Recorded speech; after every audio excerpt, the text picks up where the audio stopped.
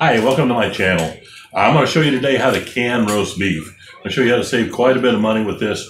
What I do is whenever I go to the grocery store, I look and see if there's meat on sale. A lot of times there'll be roasts that have been out on the counter for a couple days longer than they want. They're still perfectly good, but the light kind of makes them start to fade color, and they'll mark them down. And I grab one every time I see something like that that's a really good buy. Grab it, throw it in the freezer, and when I get a bunch of them, I'll sit down and can them. Canning will keep it for a lot longer. You don't have to worry about freezer burn. And it makes a tremendous quick meal. You can just open up a jar of canned beef and dump it in and put in some veggies. You got stew or soup, or you can just serve it up like it is, make gravy with it. You got potatoes, put it in some noodles, whatever. It's really wonderful. The flavor is much richer usually than just regular fresh canned beef, and if you got some that's maybe not quite as tender as you think it ought to be, it'll actually soften it up and make it more palatable, more edible. So anyway, we're going to get into this and show you how to do some canned beef. First thing you got to do is rinse it off, which I already did, and then just cut it up into about walnut-sized pieces. I'm going to cut some strips here and then cut up the strips.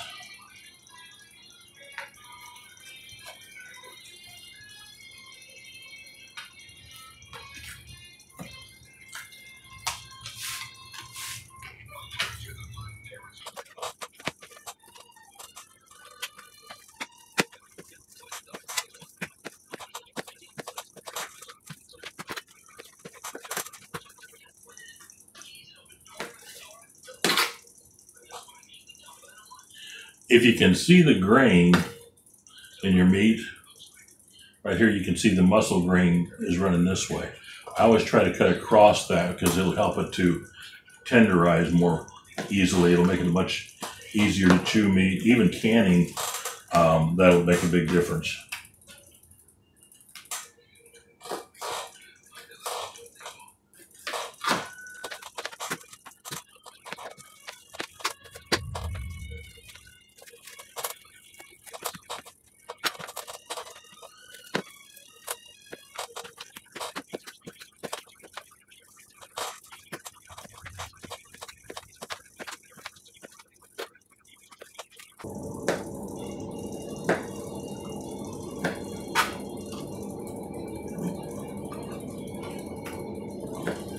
Okay, we're just about done cutting this all up.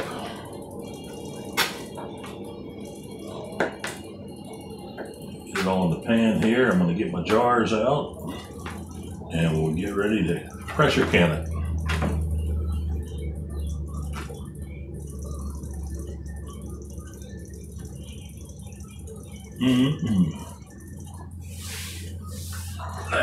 There's a lot of meat.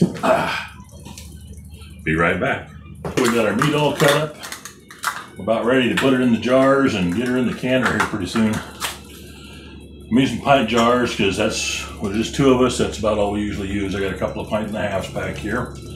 The jars, some people talk about sterilizing them and all that kind of stuff. Your canner is going to be way above any temperature that germs could live in for a half an hour, so there's no need to sterilize them. Any germs that would be there will be killed. I just ran them through the dishwasher with no soap or anything, just to get rid of any dust or anything that might be on them. So they're clean out of the dishwasher, and we're gonna put some meat in them.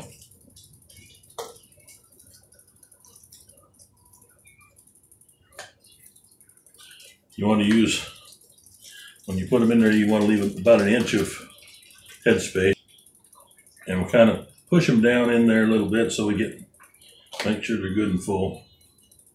Kind of pack it in.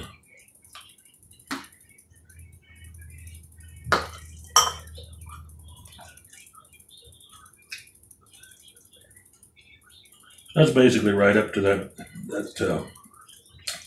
shoulder there below the ring, or above the ring above the shoulder. How about that?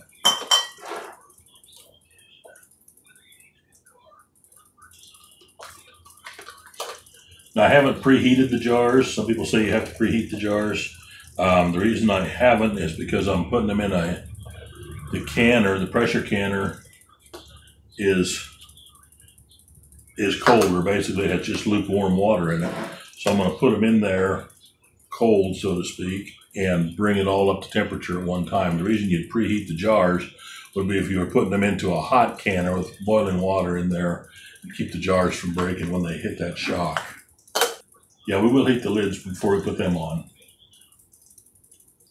Softens up the rubber and gets everything, gets the temperature kind of equalized on everything.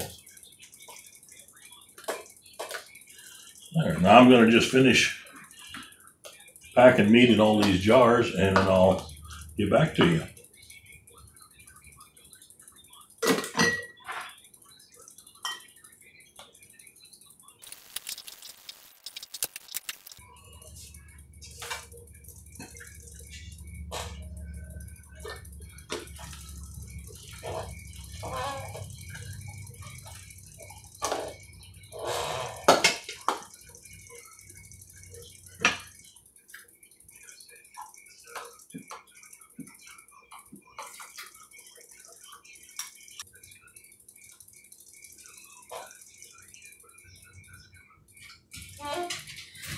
Okay, that's about all the meat we got here. Just the right number of jars. What I did while I was off camera was in each one of these jars for pints, I put in a 1/4 teaspoon of sea salt. You don't have to do that. It doesn't have anything to do with the canning. It's just to taste. And you might want more, you might want less. But we found that if we put a little bit of salt in ahead of time, it gets into the meat and it just tastes better in the end instead of having to put it all on. Anyway, a little bit of salt. Make sure you don't use iodized salt. And the next thing I did was I had some beef stock or beef broth. Now you can use water for this, but the beef broth is just a little tastier, adds more richness to it, but you need some kind of liquid in there just to protect your meat. I had it warmed up on the stove, not hot, not boiling, just warmed up, just so it kind of give a little bit of a preheat. And just topped off each one of these jars to within, again, just above the meat, but below this ring, this sealing ring here. And then after I get them all topped up, we're taking this bubble tool and we're going down the side of the jar, all the way around, just up and down, in the middle, every place, stomping it up and down, just to remove the bubbles, get those air bubbles out of there. So if there's an air bubble there, it could cause a place or a dry spot. Could be some bacteria buildup in there or whatever. But so you want to get all the air bubbles out. It'll just do a much better job. It'll stay sealed better too. Then after you've done that with all of them, just make sure your liquid, because your liquid will go down a lot of times when you do that. So make sure your liquid's back up where you want it, right up here on the neck. You want at least a 1/2 inch to 1 inch of headspace there. And now we're ready to put the lids on. I've got them over here warming up in the flats, heating up in a pan of water, and I'll show that to you and explain it in just a minute. Okay, we got our jars of meat over here with all topped up with broth, and this front pan here, we're going to use it to heat our flats. And we're going to put them in there. The reason we're doing that is, so you see that rubber on there? That rubber is what has to seal down on the jar. And this, heating them up, preheating them like this, helps to soften that up. And it also prevents, or helps to prevent, shifting or buckling because of differences in the temperatures. Okay, we're going to let them go, heat them up there. When they just start boiling, we're going to just turn it off and leave it in there, and we're going to start putting them on the jars.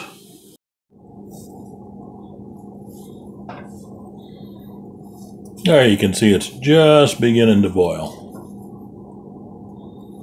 We're going to leave it in a little longer, get a little bit more of a harder boil.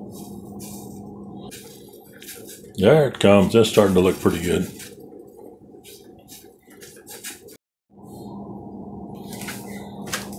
Now, before we put the lids on these, I'm going to take this clean, damp cloth and just wipe off the rims, just to make sure we don't have any food particles or liquid or anything on there that could interfere with the seal.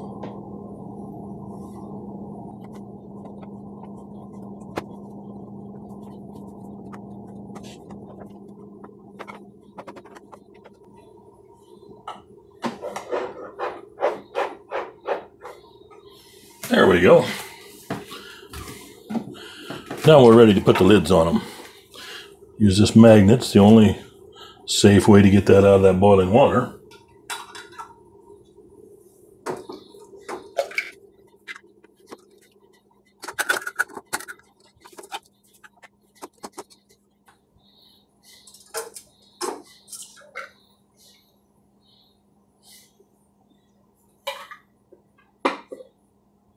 Okay, now it's time to put the rings on.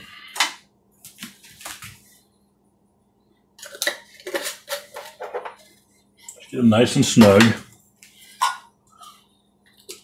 They don't have to be wrench tight or anything, but you want them nice and snug, so they're not going to just flop around.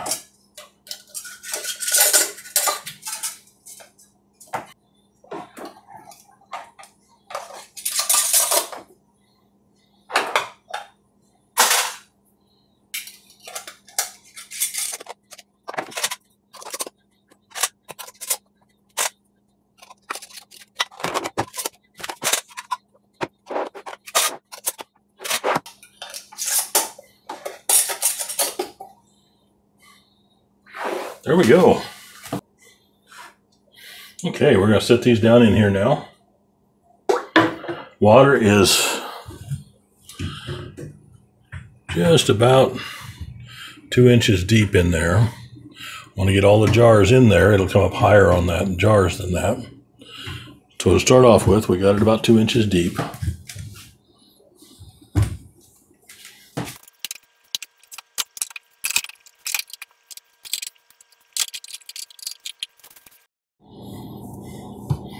Okay, you can see there, I told you that that water level had come up. It's clear up to the top of the jar here right now, which my wife said she normally doesn't get it that high, but it's not going to hurt anything.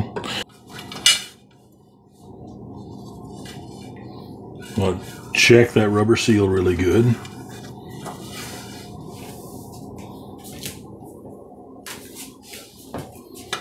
Wipe it off a little bit.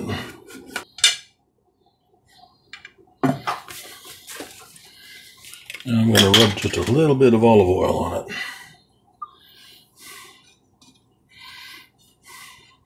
Just so that it'll slide on the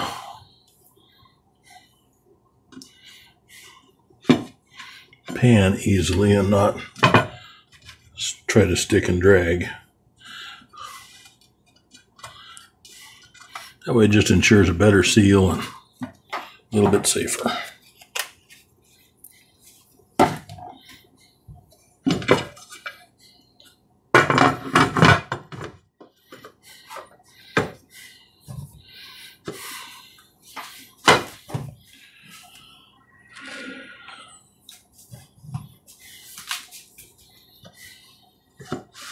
Now we got her locked on, and we're going to turn the burner on, get it started warming up. This is our pressure gauge. Now this particular canner, just a cam lock, so it's locked on now. This is our air vent right here, and we're going to let that water heat up until we get steam out of there, and then we'll put the weight on. The weight determines the pressure. It's what helps it build pressure. And then the gauge here tells us how much pressure we got. So we're just going to light her up and get that started.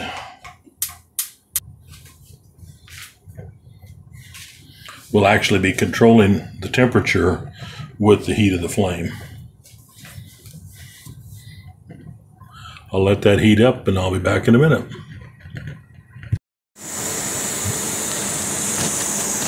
Okay, I don't know if you can see it or not. Yeah, you kind of can there. We got some steam coming out of the release, so we're going to put the weight on there. There. Now that'll help us build up steam, pressure, and we're going to come back and we're going to watch that gauge. When it gets right up to here on the 10 pounds, that's when we'll have to start manipulating the heat to keep it there. Then we're going to leave it there for a half an hour. So we'll be right back. Okay, if you can see it or not, but we're coming up right up on that 10-pound mark. So we're going to turn the heat down just a little. Kind of let it, see if it'll settle in about that high. We'll check back.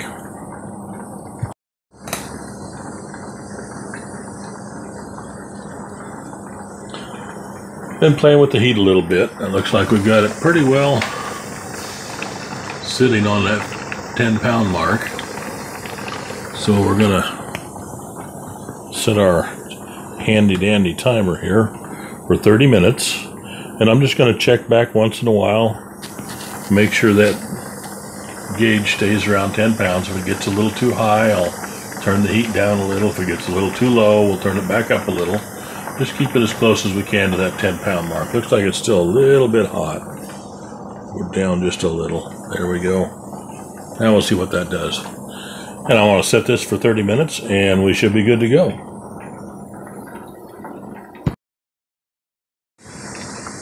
Alrighty, we're still at 10 pounds of pressure. Our time clock has run down, so we've been 30 minutes at 10 pounds of pressure, and it's time to turn off the fire. There we go. Fire is out. Now, we're just going to leave it sit there until the pressure goes down to 0, so we don't get burned or scalded or, blow something up. We're just going to let it sit there and cool down. Then we'll take the jars out and we'll have us some delicious canned beef.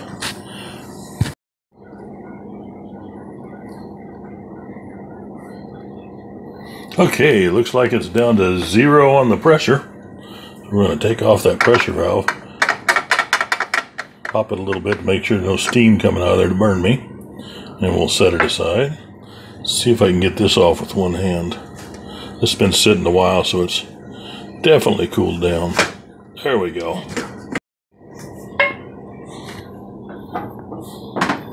Okay, I'm going to use my trusty little jar grabber here.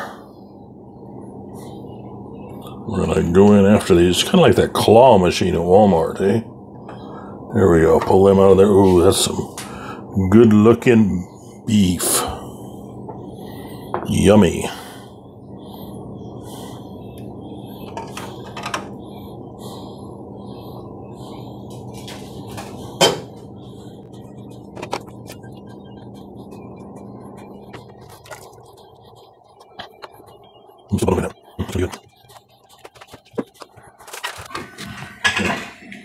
There we go.